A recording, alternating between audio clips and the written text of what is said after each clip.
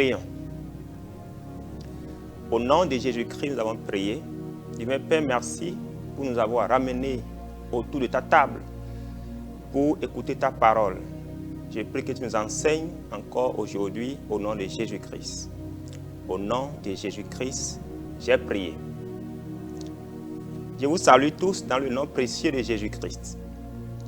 Notre méditation de ce jour est tirée de Matthieu chapitre 5, du verset 14 au verset 16. Matthieu chapitre 5, verset 14 au verset 16. Je lis. Vous êtes la lumière du monde.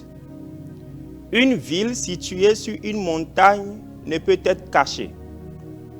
Et on n'allume pas une lampe pour la mettre sous le boisseau, mais on la met sur le chandelier et elle éclaire tous ceux qui sont dans la maison. Que votre lumière luise ainsi devant les hommes, afin qu'ils voient vos bonnes œuvres et qu'ils glorifient votre Père qui est dans les cieux. Notre méditation sera intitulée « Ta vie est-elle sur le chandelier ou sous le boisseau ?» Ta vie est-elle sur le chandelier ou sous le boisseau? Dans ce passage que nous venons de lire, Jésus attire notre attention sur un fait. Il dit, vous êtes la lumière du monde. Vous êtes la lumière du monde. Et si nous sommes la lumière du monde, alors nous sommes appelés à éclairer notre entourage. Nous sommes appelés à éclairer dans le monde. Nous sommes appelés à laisser notre lumière luire devant tous les hommes. Mais qu'est-ce qui peut se passer? Soit cette personne qui devait briller met sa lumière sous le boisseau, soit elle met sa lumière sur le chandelier. Si la lumière est mise sous le boisseau, il n'y aura plus de résultat. Mais si la lumière est sur le chandelier, Jésus a dit, alors elle éclaire tous ceux qui sont dans la maison. La question qui nous revient aujourd'hui est ceci. Ta vie est-elle sur le chandelier ou sous le boisseau? C'est quoi le chandelier? Le chandelier, c'est un support destiné à recevoir la lampe. C'est le support qui permet d'élever la lampe afin qu'elle puisse éclairer tous ceux qui sont dans la maison. Mais de l'autre côté, le boisseau est un récipient servant à mesurer. Donc le boisseau n'a rien à voir avec la lumière. Le boisseau n'a rien à voir avec la lampe. Le boisseau ne contribue en rien à l'éclairage. Mais au contraire, le boisseau, lorsqu'on l'utilise pour couvrir une lampe, alors il va étouffer la lumière, il va étouffer la lampe. Voilà pourquoi le boisseau va symboliser les obstacles qui empêchent un chrétien de briller. Et tu dois te poser la question, ma vie est-elle sur le chandelier? Ma vie est-elle sur un support afin qu'elle éclaire tous les hommes, ou bien ma vie est cachée sous un boisseau? Quelles sont les choses qui amènent les gens à placer leur vie, leur lampe, leur lumière sous le boisseau? Premièrement, la peur et l'intimidation. Lorsque tu es un chrétien, tu as été sauvé par la grâce et tu aimais la lumière de Christ, mais tu es rempli de peur et d'intimidation. Tu as la peur des hommes. Tu es intimidé par les hommes. La parole de Dieu a dit, ce n'est pas un esprit de peur que le Seigneur nous a donné, mais tu te laisses envelopper par la peur. Tu as placé ta vie sous le boisseau. Tu ne peux pas révéler la gloire du Seigneur qui est cachée en toi. Autre chose qui amène à mettre notre vie sous le boisseau, c'est le péché et la compromission. Lorsque nous menons une vie de compromission, et très souvent la peur des hommes amène à compromettre la parole de Dieu. Et donc la compromission place la vie du croyant sous le boisseau. Elle ne peut plus émettre sa lumière, la lumière inhérente à cette vie rachetée par Christ. Le péché, la compromission. Autre chose qui met la vie du croyant sous le boisseau, c'est le manque d'engagement spirituel.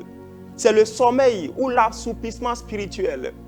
Lorsque, à un moment donné de notre vie chrétienne, nous sommes emportés par le sommeil spirituel. Lorsque, à un moment donné dans notre vie chrétienne, nous manquons d'engagement pour démontrer la grâce de Dieu en nous, alors notre vie est ainsi placée sous le boisseau. Elle ne peut plus éclairer les hommes. L'apôtre Paul disait à Timothée, ne néglige pas le don qui est en toi. Lorsque la négligence s'installe, lorsque le manque d'engagement s'installe, oh, les talents, les dons cachés en nous sont placés sous le boisseau. Et notre vie ne peut plus éclairer les hommes. Autre chose qui amène à placer la vie sous le boisseau, c'est l'amour du monde et les plaisirs de ce monde. L'amour du monde et les plaisirs de ce monde.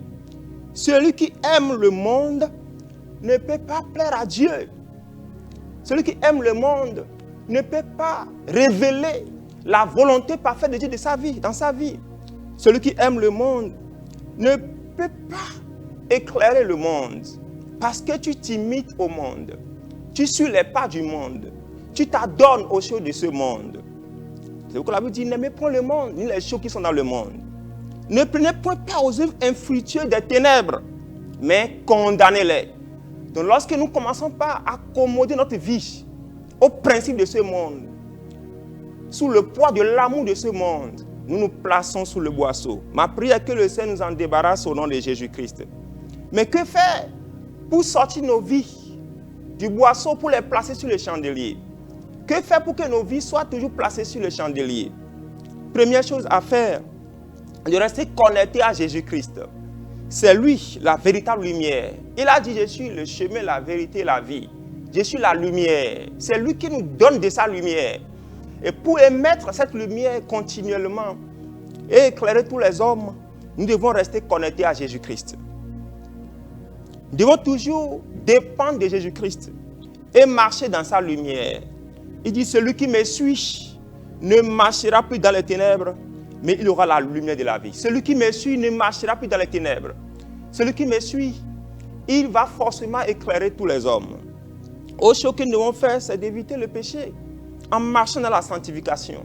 Au jour le jour, nous devons maintenir notre vie dans la sanctification. Puisque le péché étouffe notre lumière. Le péché, la compromission nous met sous le boisseau. Alors le croyant doit s'engager à marcher tous les jours dans la sanctification. Et alors, notre vie éclairera tous les hommes. Autre chose que nous devons faire, c'est de témoigner avec audace et persévérance. Oui, nous ne devons pas avoir honte de notre Seigneur Jésus-Christ. Il a dit, celui qui a honte de l'évangile, celui qui a honte de moi, je le honte de lui. Et donc, nous devons avoir le courage de déclarer que Jésus-Christ est Seigneur et de démontrer la vie chrétienne, là où tout le monde marche à l'envers, là où tout le monde déshonore Dieu, et il reste toi et toi seul. Il faut oser démontrer la vie chrétienne. Il faut oser témoigner de ce que la grâce de Dieu a fait dans ta vie. Et une dernière chose, c'est de servir Dieu avec les dons et les talents qu'il nous a donnés. Dieu t'a donné des dons et des talents qui sont cachés en toi.